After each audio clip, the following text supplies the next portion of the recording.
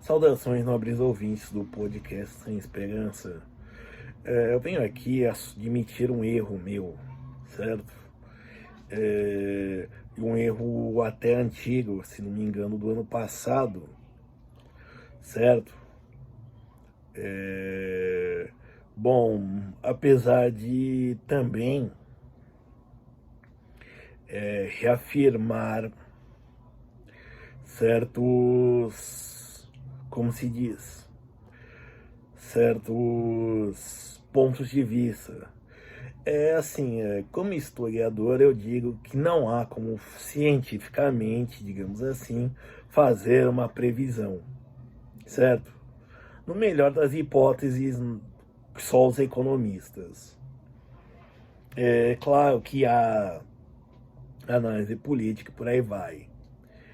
Entretanto, eu já fiz as minhas e já deu para perceber, né, que eu erro às vezes, certo? Erro às vezes e vou admitir, certo? Já disse isso quando eu falei da Carla Zambelli, do Kiko Selequim, né? Tá aqui o vídeo. E também vou falar sobre o bolsonarismo, também tá aqui o vídeo. Pois é, eu disse que ele tinha morrido e só faltava enterrar. Pois é.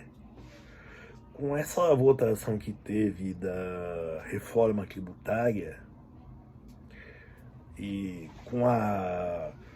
quando o Bolsonaro bateu o pé, mesmo estando inelegível, ele bateu o pé e disse que o PL e seus deputados iriam votar contra, mesmo Lula liberando 700 milhões só para o PL, ele liberou quase 2 bilhões e 100 milhões por aí para aprovar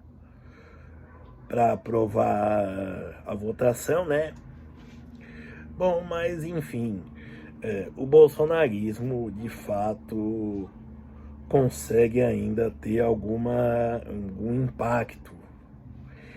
Não sei se ele vai conseguir se reorganizar e recuperar os 30% do Congresso que ele tinha,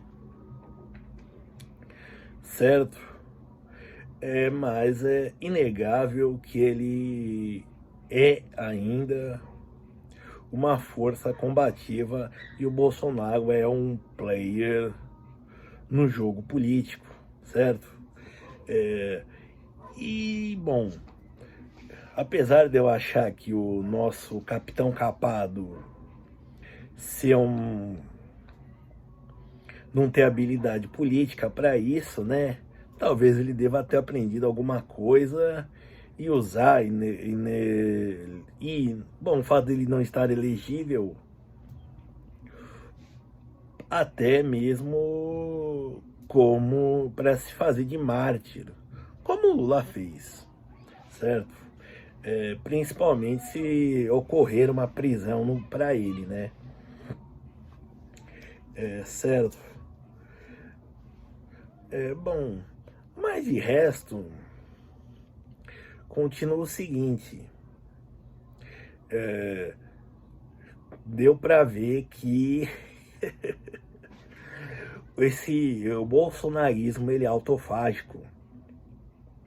O Tarcísio de Freitas, governador de São Paulo, do Republicanos,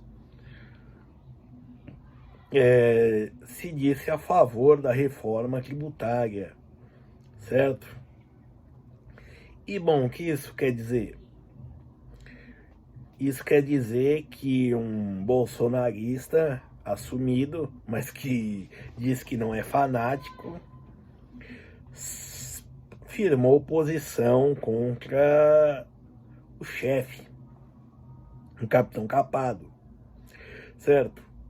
E ele teve de sair escoltado, né, da reunião que ele teve em Brasília. Fato jocoso. Porque os bolsonaristas ainda estão à frente.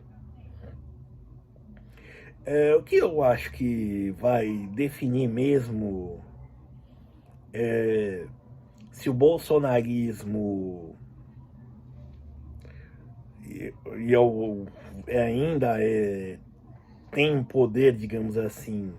Não vou dizer que poder ele tem, obviamente, mas o que vai definir se o bolsonarismo tem ainda um apelo, tem o mesmo público, serão as eleições do ano que vem, 2024. Certo? Em especial em São Paulo, na cidade de São Paulo, capital paulista. Certo? Por quê? Primeiro porque na capital paulista, ao contrário de outras cidades, mesmo capitais, aqui sim há facciosismo, certo? Quando eu digo facciosismo, tem gente que vota só no PT, ou indicados pelo PT, e tem gente que só vota indicados pelo PSDB, que aqui em São Paulo representava a direita, né?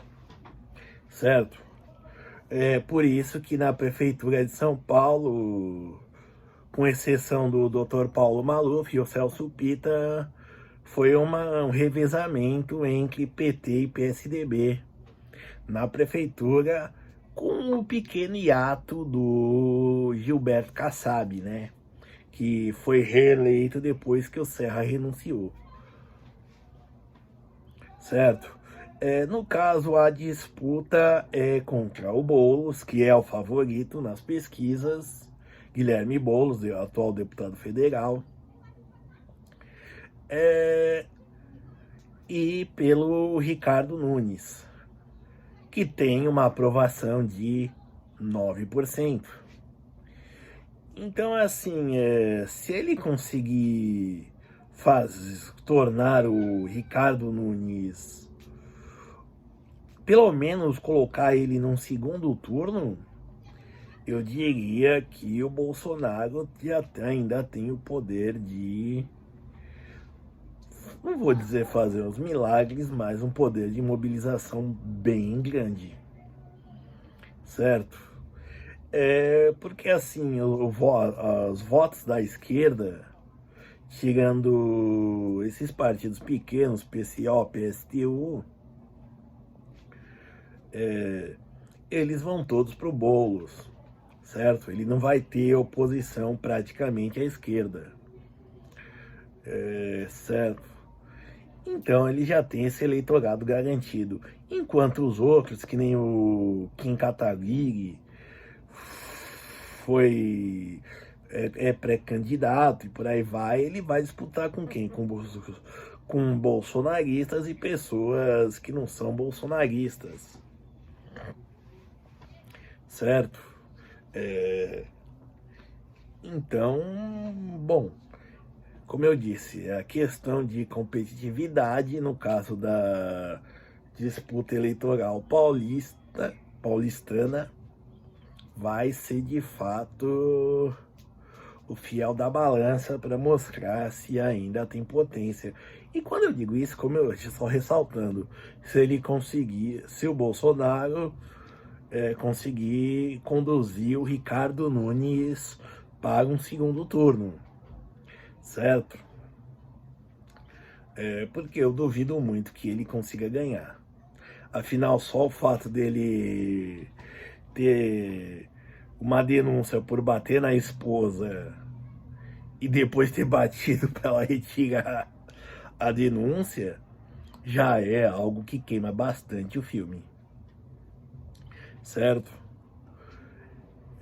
E do mais, também temos que ver quantas prefeituras o PL vai conquistar, certo? E apesar de não é estranho ter muita coligação na política municipal, é o esquema. Então não é surpreendente se tiver muita coligação PT-PL, certo? Obrigado.